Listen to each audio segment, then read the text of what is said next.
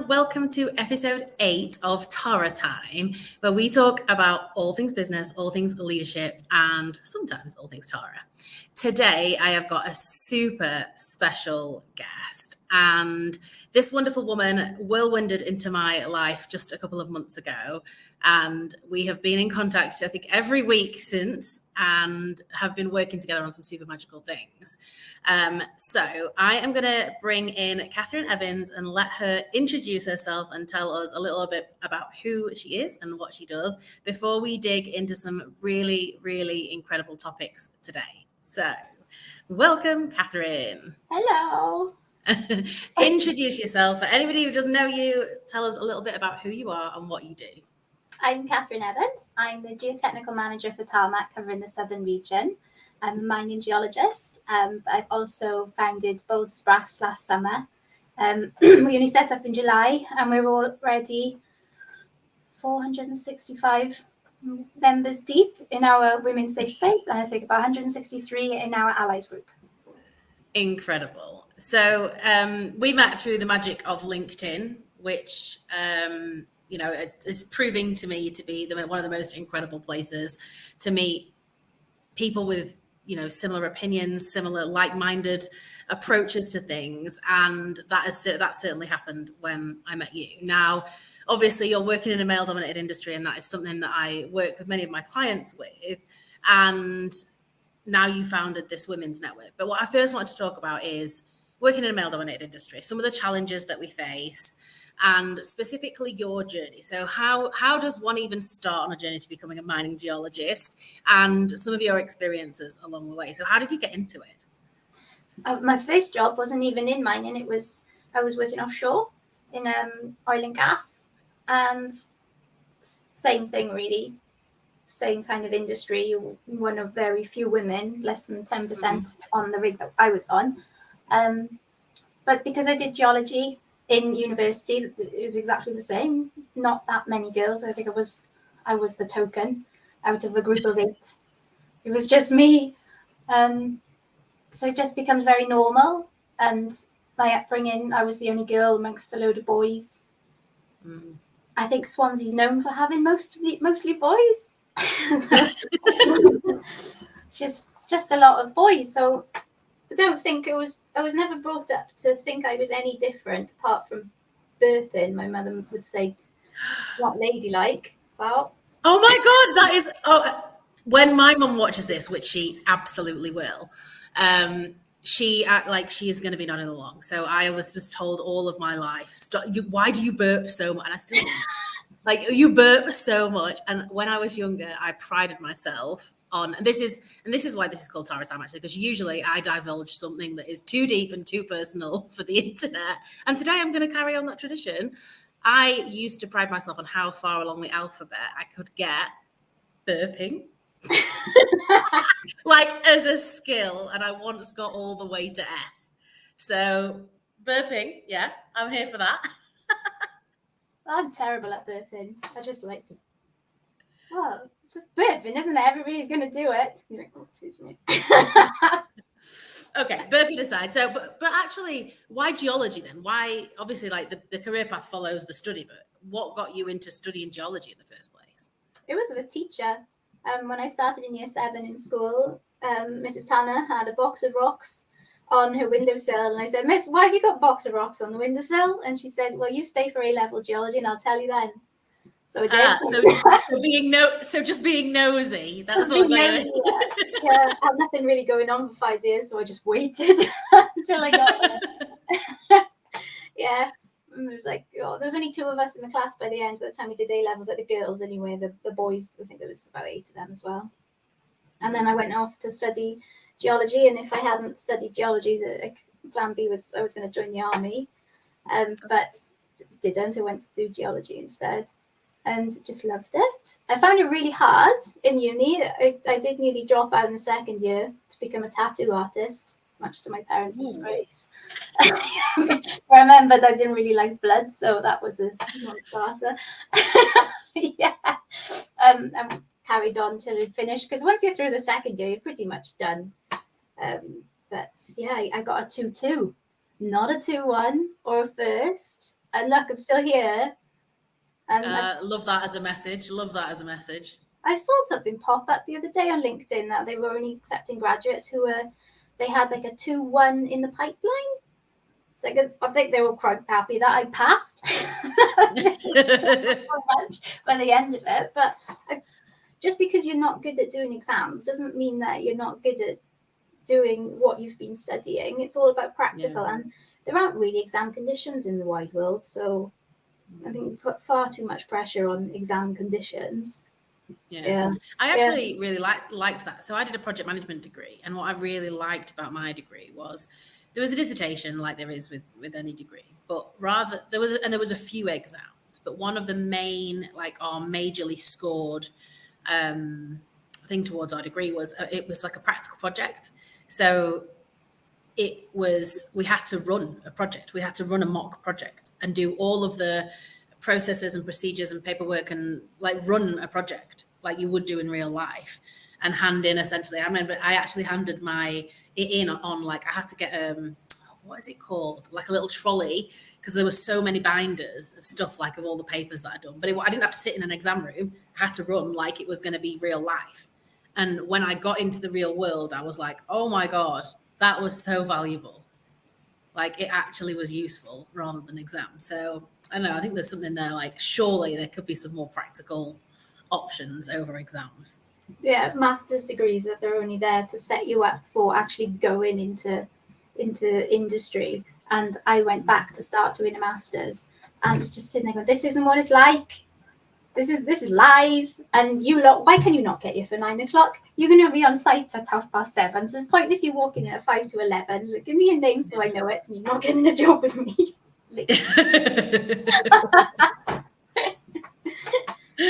I love it. So geology. So your first job was in oil and gas, and then second job is that when you got into mining?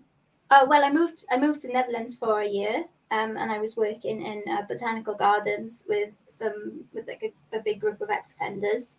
They're sort of like the transition period between them coming out of prison and getting a job. And I was learning Dutch at the same time, but I was only there for a year, and when I came home, that's when I started working in the coal mine, and that was great. Mm-hmm. That was really, really fun. I think I was just probably very young and naive and didn't actually have that much responsibility, even though I would get really, really wound up and stressed about stuff. It was good because it was a small company, and we were in charge of the site and everything that went on with the site. You got to do so many different things and got experience in loads and loads of stuff. And the people who worked underground, all the men who worked underground, I think it was a bit of a novelty to have a woman come underground, and it always got offered me to carry you over a puddle. You're right. Who's scrubbing your back later, Catherine? Like, myself, as usual. Yeah. They all stand in a circle in the bathhouse and wash each other's backs. It's called what was it? There was a thing with a stick. It's called one of those. It's called a back scrubber. You know, yeah, loofah. Yeah, I'll just leave it dirty. It's fine. Okay, so and that was in Wales. Yeah, that was in Glynneath. And then that was closing because the price of coal just dropped. So 2012, 2013, then I asked if I could just move with the company. So they sent me to British Columbia, and I started working in Opencast over in British Columbia in Canada. And that was an eye-opener. So it's just like the second time I just got up and moved my life to a different country. Woman after my own heart. Yes.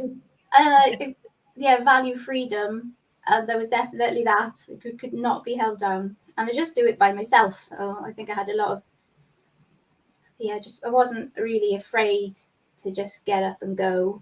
Probably naive again, but it worked. It was fine. Yeah. It was such an experience. And I remember the geologist telling me in the mine before I went to Canada, he said, this is going to make you going over there, because you could be a brand new person when you move away, and you don't have anything following behind you. You can just start afresh, and you can you can go in there at like any way you want to. It was great. Yeah, it was hard work. people were very different. You wouldn't expect there to be such a difference, but because it's Canada and it's made up of lots of people who had moved to that particular mine, it seemed that everybody had some sort of Welsh heritage, and they said that Wow. they moved there from South Wales. I was like, yeah, but where? Well, I don't know. I was like, do you know where Wales is on a map? They all thought it was Australia. I think that the point about reinventing yourself. So when you said that, I got a little bit goose pimples because there's something that comes up. I work with a lot of like people who move internationally regularly, like project based, who will go one project, then the next project, then the next project. And that comes from my background in project management, right? And I've worked with these people before, and now we work together on a different basis. But that is something that comes up with nearly all of them. And that is one of the most exciting things that we go through of this. I'm going to get to a new place now. Nobody knows me. I can just wipe fresh. And because and we can do that whenever we like, really. It is within our power to do that. But it's much more difficult when people know us and we have to change people's opinions and we have to change boundaries and we have to change perceptions, and people who are used to us being a certain way or doing a certain thing. We can do it. It's there for us, but it's harder. When you've just got a clean slate, it's like, it's much easier. Somebody's just giving you that on a plate to go there, you go be whoever you want to be. But I think what I've seen is people say that they want to do that, but actually when they come to doing it, it becomes very different.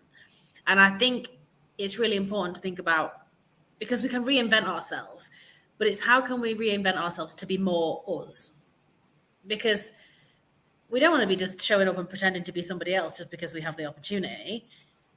It's about how can we like step into more of us that we might have been holding back in other places. What do you think? Yeah, definitely. And I think that's something I found coming back this time from maternity leave, because you take that big gap, it's kind of the same. And I've come back and having gone through all of the postnatal depression and psychosis and the PTSD from the first birth, coming back with a completely different head on, and hearing from like my little group that I'd built around me of people who were really positive, and they're going through negative stuff as well, but stay positive. And they were telling me like how they saw me was exactly how I wanted to be seen.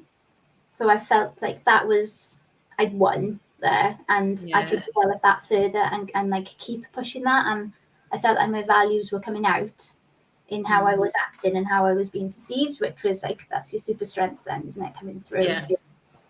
Amazing. So yeah, it's been really good having these people. I think that's the important part, is like building that network of people around you. Yeah.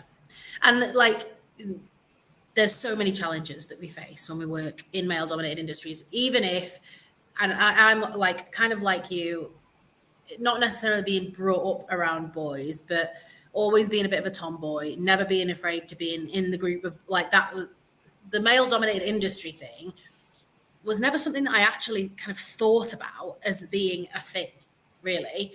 Like, I wasn't afraid to go get into it. I wasn't, any of those things. I wasn't afraid to go get a job in construction or anything like that. It was only once I got in there that I've realized what's going on here, like that there are differences. And I talk about this a lot because and when I first started talking about this, I felt quite uncomfortable and I felt like people would judge me.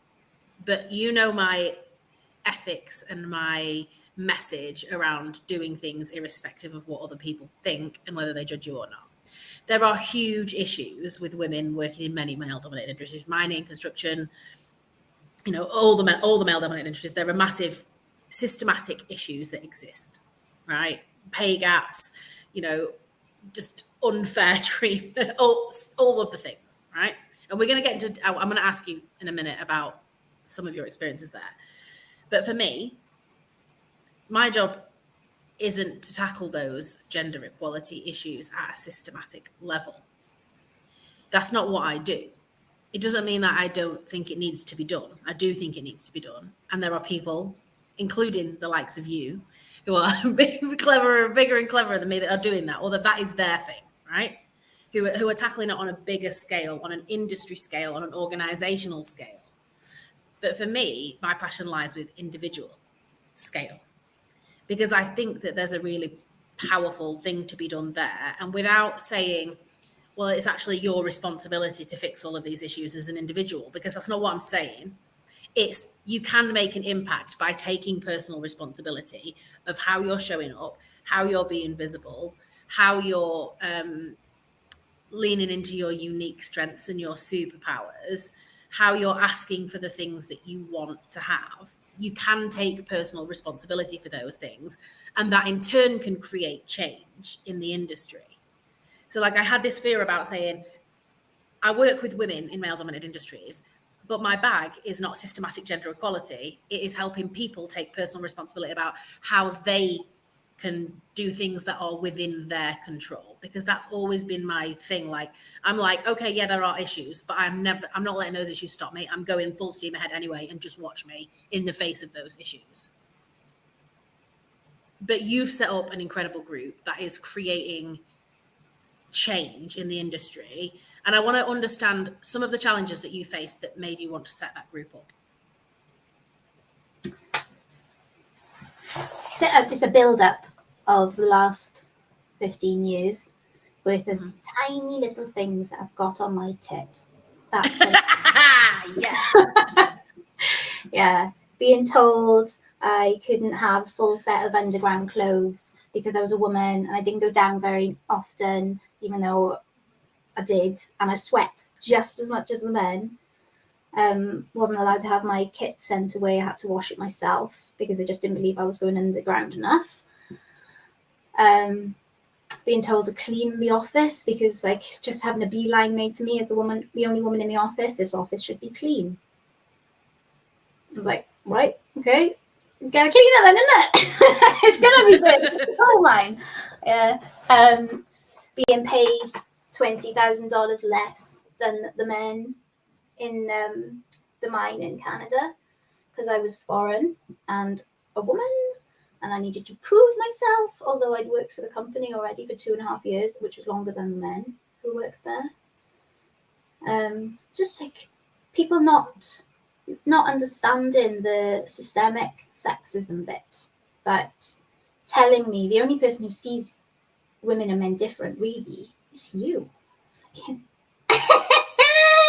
yeah, of course. That's why you're standing there doing that job and I'm doing this job, isn't it?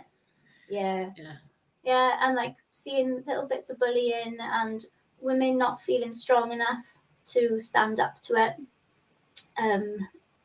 Women being played off against each other when you've got an issue with another person who happens to be a woman, and if you raise it, you're being catty. It's not taken seriously. Women not feeling strong enough to ask for pay rises. Women being interrupted on stage when they're doing presentations because the speaker thinks that is acceptable. Stuff like that. It was just generally, COVID, and the way that was just, everything seemed to be put in place for one type of person and one type of person only, and children suffering because of it. Women expected to pick up the slack on so many things, just wording from the government around stuff, and you just think, oh, who are you getting this from? Who's feeding you this stuff? Oh, I know, we've got a problem in the government with women as well. It's like absolutely everywhere. PPE for women in nursing through COVID. Yeah, all of that stuff. And it just, when I came back then this time after maternity leave, and it was July, I came back in May. Yeah, I just sort of tipped over the edge, and we were sitting in a conference in Devon and talking. I didn't sit on my table with the tarmac team. I wanted to sit on other tables so I could speak to other women. I just found one that had, it was Lauren Beveridge, who was working in South Crofty. I really wanted to sit by her because she'd done a presentation that I thought was brilliant. So I wanted to go and talk to her about her experiences working in mining, and speaking then to a lot of the other women. I could see like the stories that were coming out were the same. they were being treated the same way. It's just we were all separate, and women didn't realize that this is so normal. It's not you. This is society. Yeah, this isn't abnormal for you. So maybe if we all got together and share these experiences and how we overcame them, or had a way of pushing and pulling each other up the ladder, we could help each other. So that's where it came out. But it's just grown from there. And now we are a tribe, and we look after each other in a different way. If there's any way that we can help each other, because the boys club's been going for ages, we can do that too. Yeah, absolutely. And I think that the point of not feeling alone, like I see that especially when I run group things regularly, that is the number one thing. It's not the learning. It's not usually like the content that somebody walks away with, or it's somebody like, what's the most powerful thing? And they go, just realizing this isn't just me. Like I've spent 20 years thinking that this was me. And it's absolutely flabbergasting to me that there's still so many people experiencing that and sitting with that, thinking, it's just me that feels like this. It's just me that feels like this. And what that does to you, and like not speaking, and I'm just looking in the comment section now, because Lauren Beveridge just said, I love that you came to sit with our table. And Shireen said, with you, Lauren. I got a tutu. Or Shireen also shared saying, I got a tutu, always been a bit ashamed of that. Again, here we go. You're not alone. Katherine certainly isn't ashamed of it. We don't need to be ashamed of any of that. Like, we need to be proud of how great we're doing and what it is we're achieving right now, irrespective of our exam results. So I love those comments. So creating the change is clearly your driver. Actually doing something about it. Like, we can all talk about it. And again, it's something that I talk about regularly. We can talk about changing. We can talk about implementing things. We can talk about going out and getting what we want. We can moan about problems. But are we actually going out and doing something to change? And you are clearly one of the people who just goes, right, we're going to do something here. And what I loved and what I noticed about Boulder's Brass when I went in there is it isn't just people talking. That's great, don't get me wrong. Networks of people talking is super powerful in itself. But it's people doing. Boulder's Brass is doing. Like, talk us through some of the campaigns that Boulder's Brass have been working on, and because this blew my mind.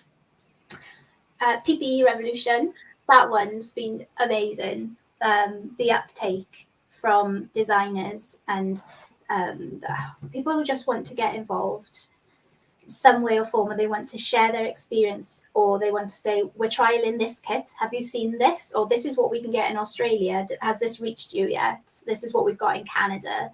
And then just individual people who will contact me asking for advice on where they can get PPE, or if I've been able to find something that fits this gap in the market, and then I can feed that back to the designers, because I've got lots of connections now with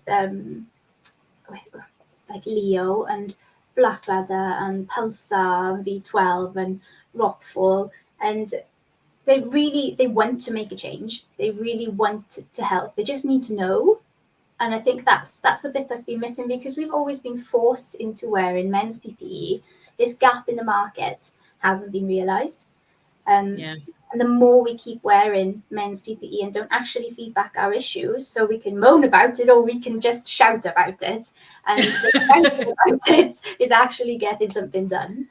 Other things we've got then, like Charity Rose has been doing some amazing work with period product disposal, so that we can actually have somewhere to change a tampon. This is something that it's like people just forget, because mostly men are the ones who are in the procurement departments buying the stuff that we supposedly need. Forget that period products and toilet paper is exactly the same thing. It's just we use both, they just use one.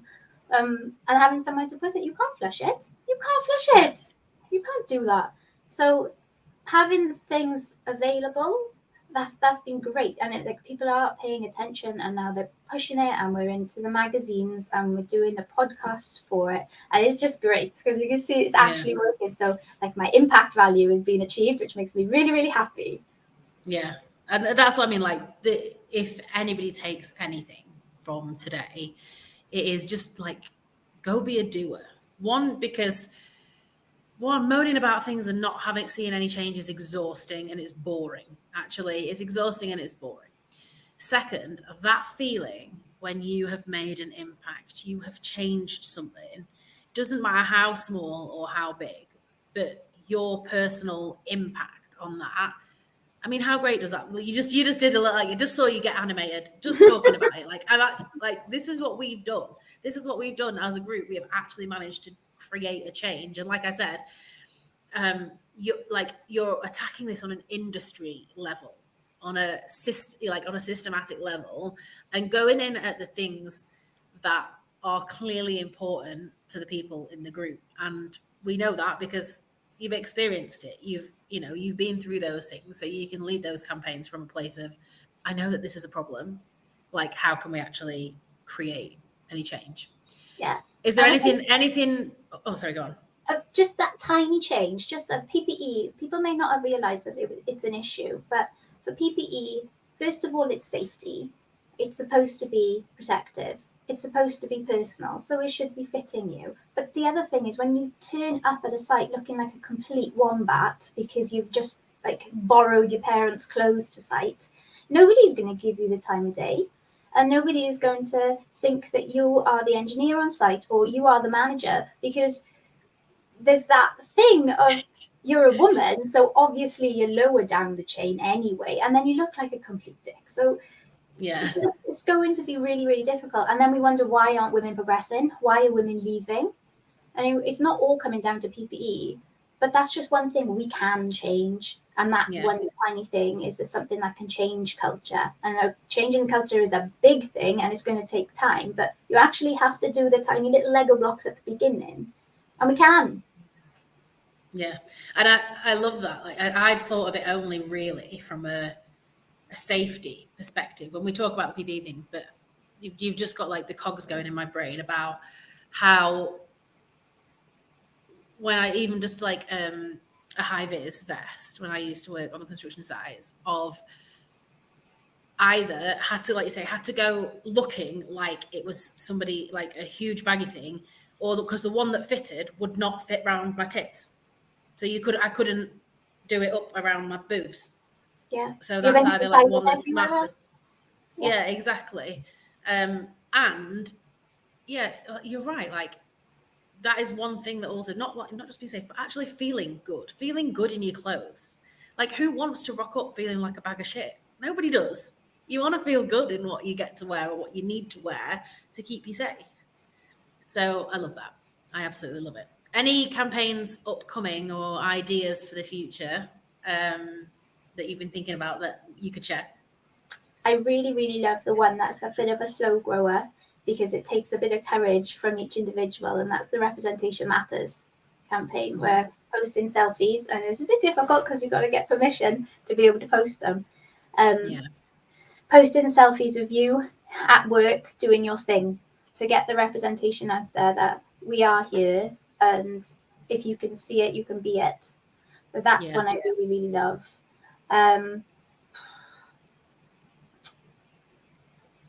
We really want to make a little film. I'm back in Boulder's Brass, so that's something that we're really interested in doing. I'm excited about it. And Erin, and we want to be able to just push the word out and get us out there and show that there is still a problem. A lot of people don't realize there's a problem because they don't understand bias and they've never actually felt it themselves.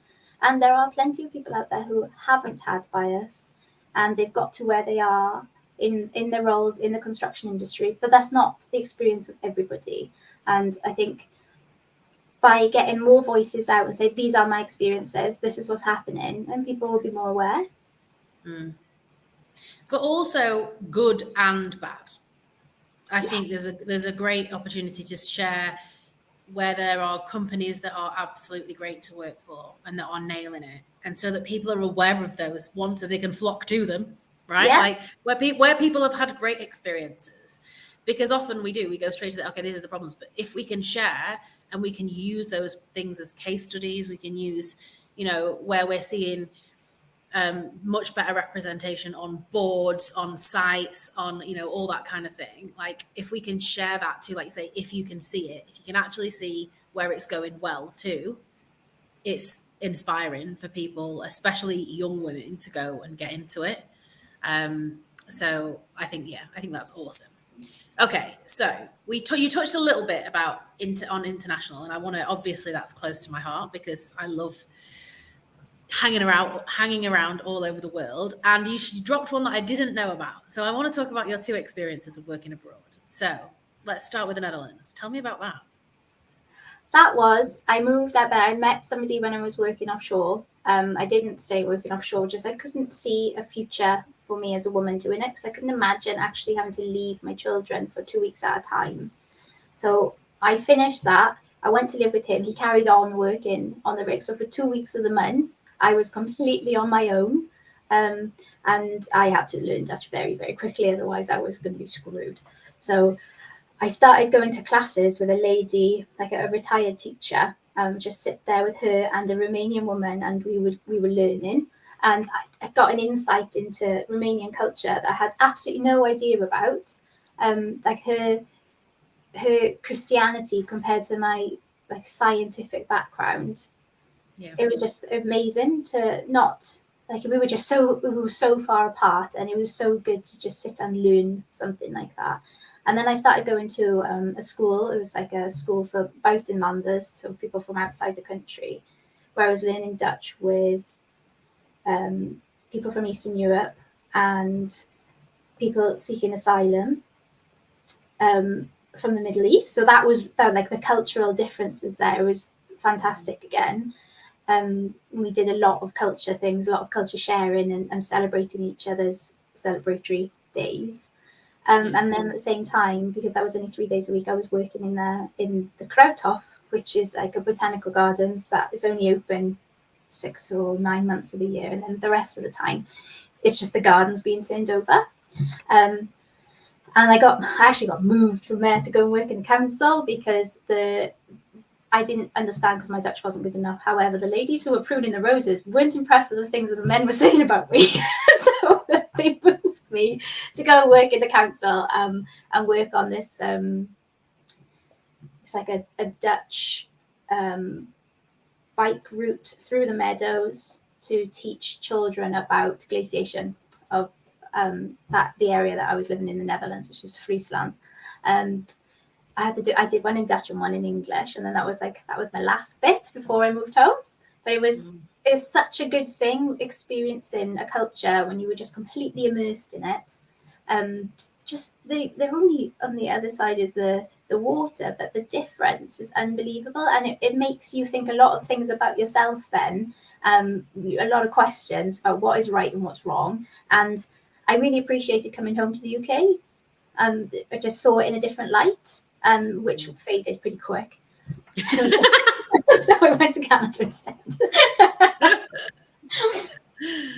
I love that. Yeah, that for me, one of my favorite things for sure about living abroad. And my first ever international assignment was in the UAE. And so in Dubai, I don't know if it's in the UAE or in Dubai specifically, but the population is 90% expats and 10% locals, which is super interesting. It was super interesting to me. But those expats are from all over the world. Like I have never been thrown into like in my team alone, there was people from 20 countries. Like it's insane to me. And it was one of the most magical experiences, being able to learn. One, like you say, yeah, you learn about other people, but actually what you do is you learn about yourself the most. You learn about your opinions, your judgments, which it doesn't matter who you are, you have them, whether and like realizing them and realizing, like you say, questioning what's right, what's wrong, a lot of that. And also like tolerance and patience. I have been renowned for being the most impatient person, definitely not intolerant, but impatient my entire life. Like I've had zero patience until I moved abroad. And it's almost been like a change in my personality, which is crazy. Like I am an extremely patient person now. Like I've managed to teach IT skills to my IT illiterate mother, and I'm sorry, but over the internet, like teacher, like that took, and that was when I realized. I mean, I had a laugh about it. I was like, oh my god, this level of patience that I've got is very different. And that is part of that is like being patient with the bureaucracy that you face in other countries, the not knowing the language and having to be patient with yourself to get by and things like that. But I think if anybody ever has the opportunity to live and work abroad, even if it's for a short period, you will never ever come back the same person. Yeah, Never definitely. come back the same person. Could see that then in your friends when we came back, because my husband and I, we weren't married at that point, came back from Canada and just like, oh, this is weird now, because like our friendship group has changed. So no, they haven't. They're exactly the same as when we left. It's us. Yeah, and that's the thing, isn't it? It's like when you do that, and I find myself like I'm constantly changing, and I actually pride myself on my opinions change all of the time. And when you do what I do, and I'm regularly sharing my public opinions online for people to listen to all of the time, and one week I say something, and maybe the next week I've changed my mind because I am constantly exposed to things that teach me something new that I didn't know the day before. But it's totally, that's okay. Like, we don't have to stay stuck just because we once thought something. We don't have to save face by thinking we have to think that always and forever because we told somebody it once. And I think that's like mindset, isn't it? Yeah, exactly. But I feel like people get embarrassed and like, especially when you're in a position where you might like say, I might be advising people or sharing, that kind of stuff. And I'm like, actually, no, my advice has changed now. If you asked me 3 months ago or now, my advice has changed because I've changed, things have changed, the world's changed, my mindset's changed. And I think just being open to that and being like, there's no shame in changing your mind. There's certainly no no shame in having that growth mindset and being open to thinking new things and learning new things. And for me, that's definitely expanded. And I did a post about it this morning, like throughout kind of spirituality and energetics for me, like that's been a huge, I used to be especially like very logical, worked in the construction industry. I'm a project manager. Things like either happen or they don't happen. We use logical processes. What's this universal magical rubbish? I don't have time for that. And then I opened myself into new circles of people. And I thought, if I want to get everything that I ever want, why would I not try anything? Like, who am I to decide what's the right thing to try? Like, I'm open-minded, but at my core, I am open-minded. So let's give it a try. And so I think that like just being totally open to change, open to learning, international life definitely gives you that. Yeah. You said something to me about when we spoke about when you worked in Canada that just stuck in my brain and I really wanted to share about we expect, and we shouldn't expect, but we're used to being treated differently because we're a woman. We're used to, well, some of us may be used to being treated differently, different packages because you're a foreigner. But you said something to me about people raised the fact that I was short, like that was a thing. Yeah. Tell me about that. I feel like they're offended with my height or something. Yeah, there was a man who was sort of the equivalent of our HSC mines inspectorate, and he said, I was doing shift boss course, and he said, you are really going to struggle to get respect of people as a shift boss, a shifter as they call it. I was like, why? Well, you're a woman, you're foreign, and they can't understand what you're saying. It's like, I'm clear. And then he's like, are you short? I was like, are you joking? I'm short. It's like, somebody needs to keep reminding me I'm short because I forget. Because, yes, everybody's taller than me, but when somebody goes, God, you're really short, I'm like, is it that obvious? It's like, because I'm short. It just blows my mind because yeah, I'm probably the smallest lioness you can find, but I like to protect people, and probably I'm a Jack Russell. That's what it is. Well, I am also well. You can't obviously no, you can't see from it, but I'm also extremely short. I don't even hit 5'2". I always say I'm 5'1" on a peanut. So also short. But when you said that to me, I was like, what the fuck? Like, what on earth? This is absolutely ridiculous. Oh, here we go. Sam is chiming in. Oh, those who underestimate a 5 foot Welsh woman. Good luck, mate. Yeah, I was the perfect height Yes. for mining underground. I never knocked my hard hat off. Liam, who is my partner geologist, I remember him hitting his head on the roof. Ha! Exactly. Like that is what we talk about. Like, how do we turn what are sometimes perceived as our weaknesses into our strengths? And that is the perfect example of that. And you don't get diamonds in shoeboxes. That is always my response when somebody wants to mention height. You do not get diamonds in shoeboxes. They come in a teeny tiny little beautiful box. So, owning it. Okay. We've done mining geology. We've done differences. We've done Boulder's Brass. Actually, before we move on from Boulder's Brass, why Boulder's Brass? Why the name? Because bold is one of my values, and brass, because it came from, other than the fact it's a saying, because it all came from the Southwest and Cornish metals and like South Wales metals. Just like, what's that word? Alloys. And I was just like, wow, that fits pretty well. As bold as brass. Yeah. I love it. I absolutely love it. AF. Yeah. And I've absolutely loved being a part of it. So for the last month during March, so Katherine has been like inviting coaches and speakers and things into the group to support the women inside there, which is amazing, like growth opportunity for them. And so I was super happy to do that. We've been doing it in March. I've done 2 sessions. The last session, I actually did a little cry when I got off of that session, Katherine. Because I'm wet. I am aware. I'm a very emotional person. Just because one, it was first thing on my Monday morning, and I was like, oh, I get to do this. I got off that call and there was some incredible women. I saw some incredible smiling faces, people getting so involved, people putting the effort in, doing the work, being super vulnerable, supporting each other. And I just got off and I was like, oh, a little bit of tears coming out because I was just like, one, like this, I get to do this for my job. And 2, like, what an incredible space to be in with those women. So if you are working and correct me if I'm wrong, but mining, quarrying, construction. Yeah. Rail, waste. Yes.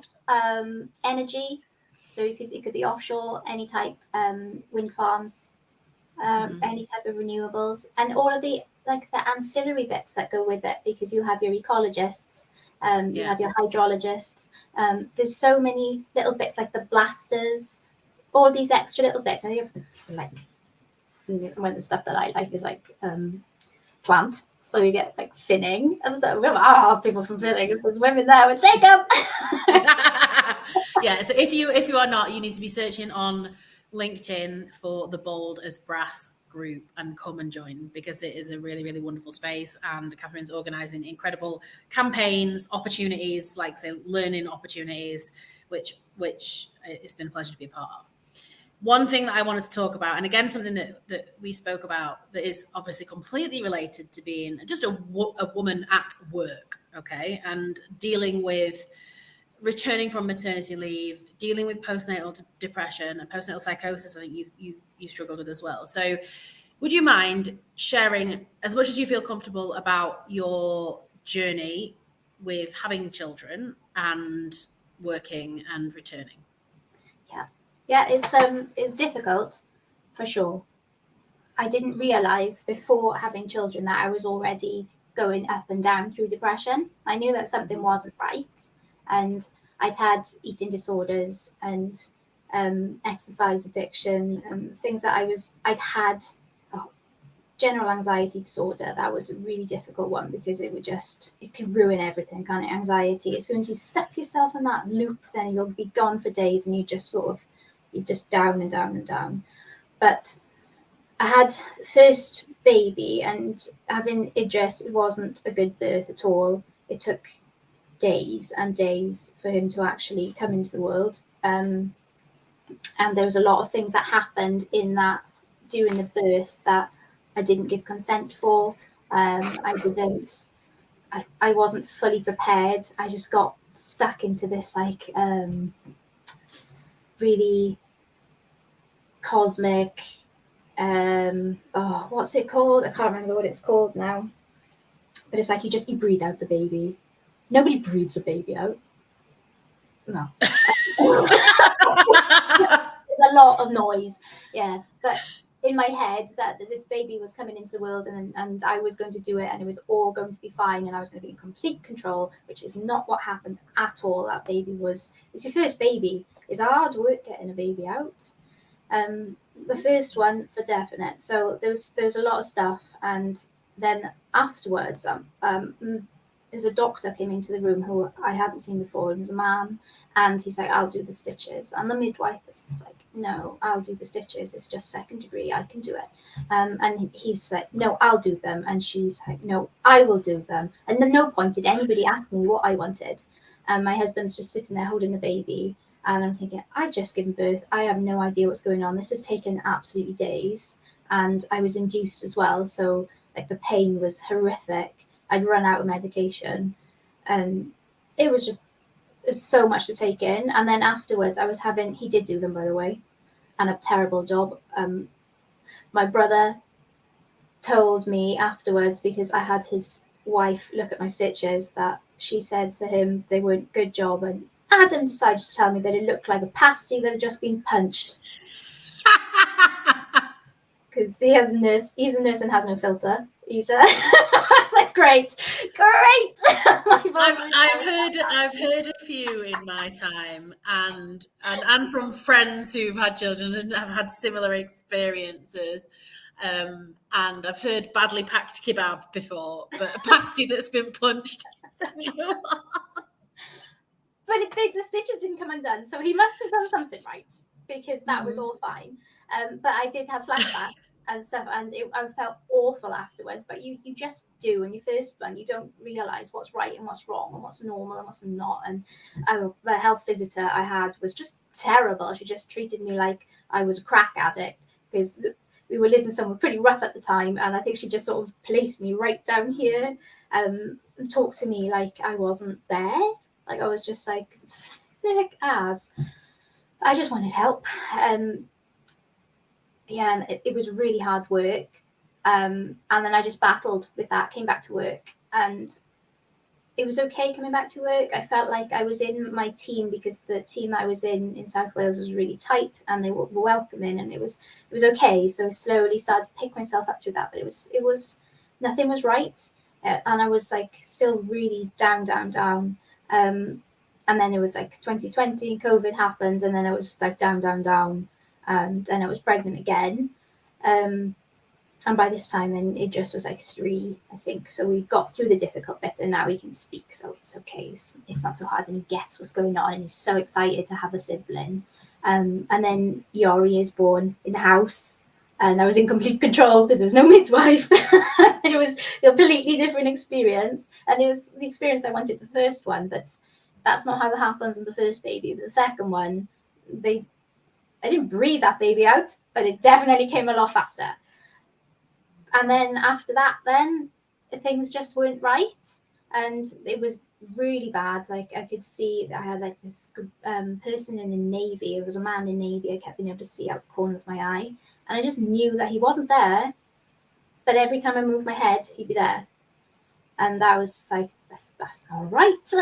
Obviously, that's not right. There's a man in Navy in my house, and kept thinking that I was going to throw Yori down the stairs and visualizing it. And Idris as well, could hear him. There's cliffs down at the end of like straight out from here to the sea, and I just kept on visualizing horrendous things. And my sister-in-law said, she was the midwife, said that this isn't right. I think you've stepped over now from baby blues, you're into postnatal depression. And from that moment, then when I spoke to my midwife, who spoke to the health visitor, who spoke to perinatal mental health, it was just brilliant. There was so much help because they knew what to do.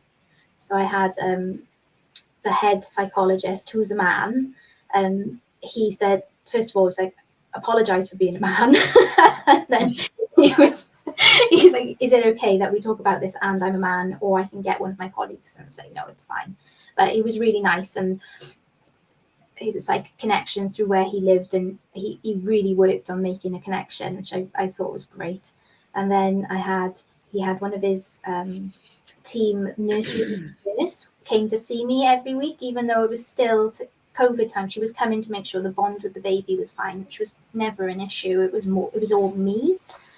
What else? I had a group of women who were all struggling with the same thing, so that was good to be in a tribe where you could look after each other. And then I had one-on-one with a psychiatrist, and this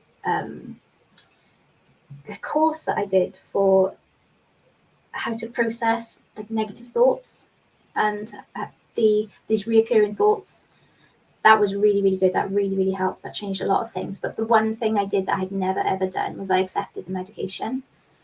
And for 10 years, I've been having different types of talking therapies. And there's like, I've just got to the point where I'm willing to try anything. Talking is not going to get me out of this box. He's still in my eye. So Yeah.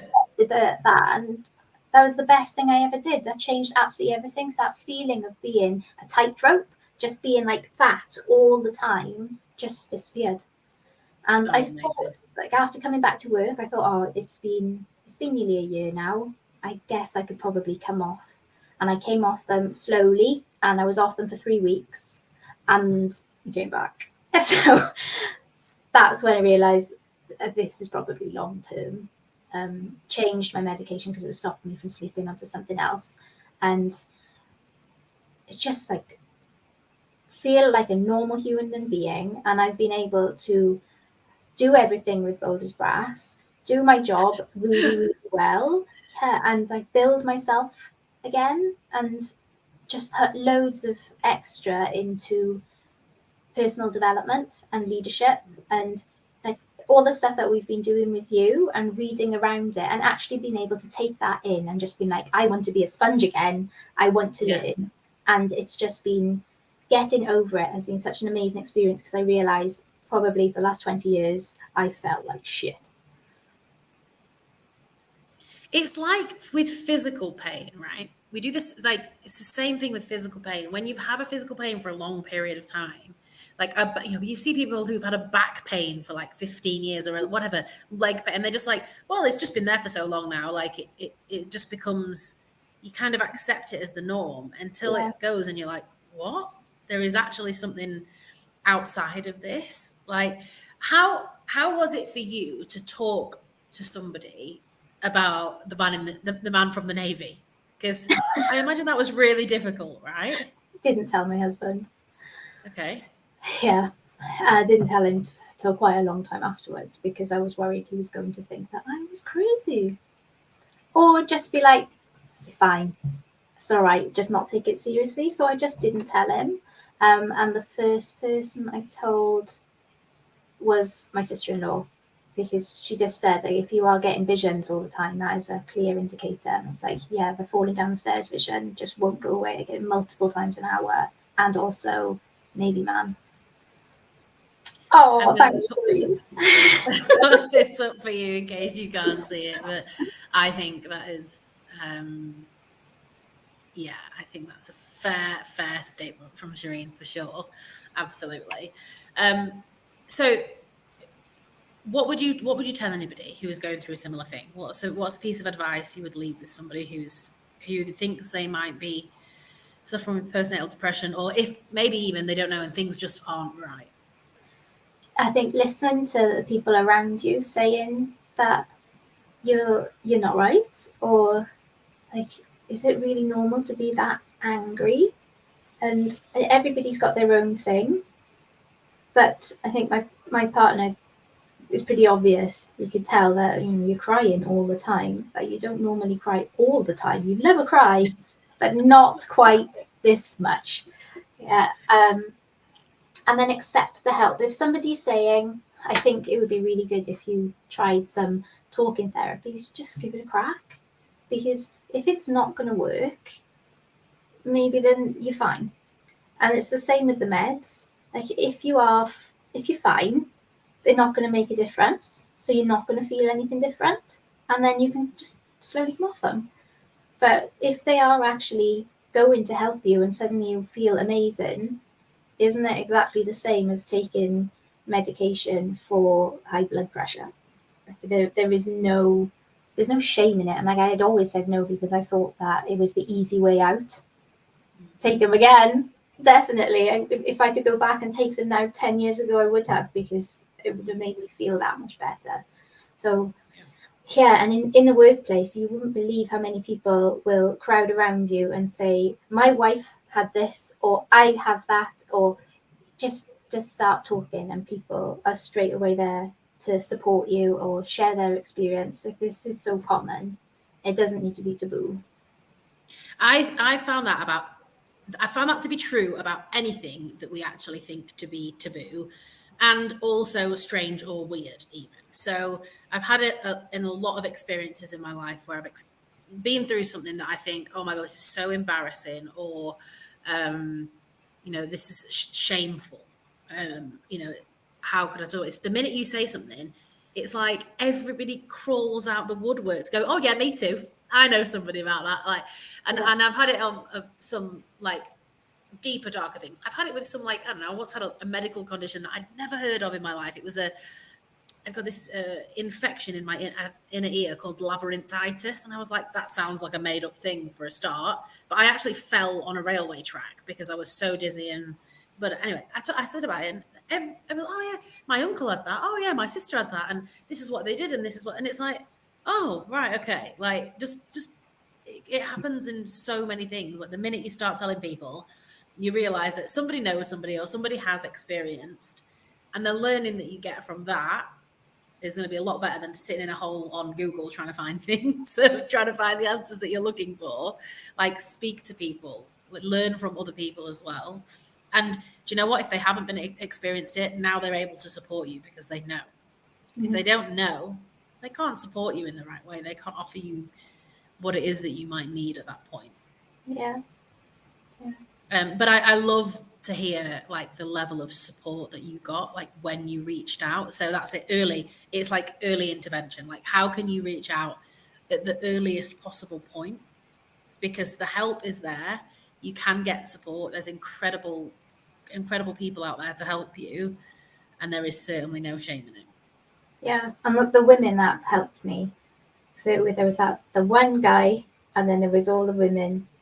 It's just funny that the one person who was at the top was a man, and everybody else was a woman. But we didn't think about that. but what I like, though, to take from that story, and to take what you said at the beginning about, we've got 465 members in the group, and then we've got a growing ally group as well, because a lot of people look into women's networks and it's like, oh, it's just all about man bashing, and it is absolutely not about that at all. And that's why I love the fact that you've set up an allies network as well. Like, that's incredible.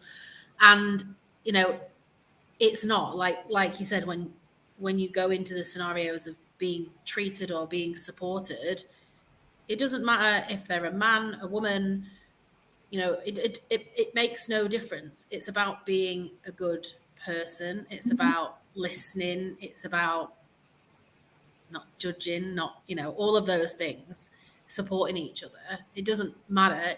We're trying to fix a problem. And it's not about, like you say, it's not about man bashing. We've got a whole allies network set up there. So I love that. Yeah. It's not what Voters Brass is about. It's about putting the ideas forward to actually make a change. Because you can't moan about it forever. We want to say, right, see what the problem is. Now let's be the ideas people and push out what could change it. Yeah, love it. Well, it has been absolutely incredible having you on here. So like I said, if you have not joined the Boulders Brass Network and you are working in any of those fields, mining, geology, construction, quarrying, all of those things that we mentioned earlier, definitely head over and look and go join there. I've been delivering some workshops in there in March, and if you join, you can still join and get the replays of the first two, and there's another one coming on the 31st of March. So if you join, you'll be able to join me on that as well, which will be amazing, and I would love to see you there. Any parting words, Katherine, before you go? I think what we've been doing with you has been fantastic for the women who have fed back to me, and all of the coaches that we've had this year have made such a difference. And it really doesn't take much, because you say you want to empower the individual, and I want to change all of the outside, but you can't.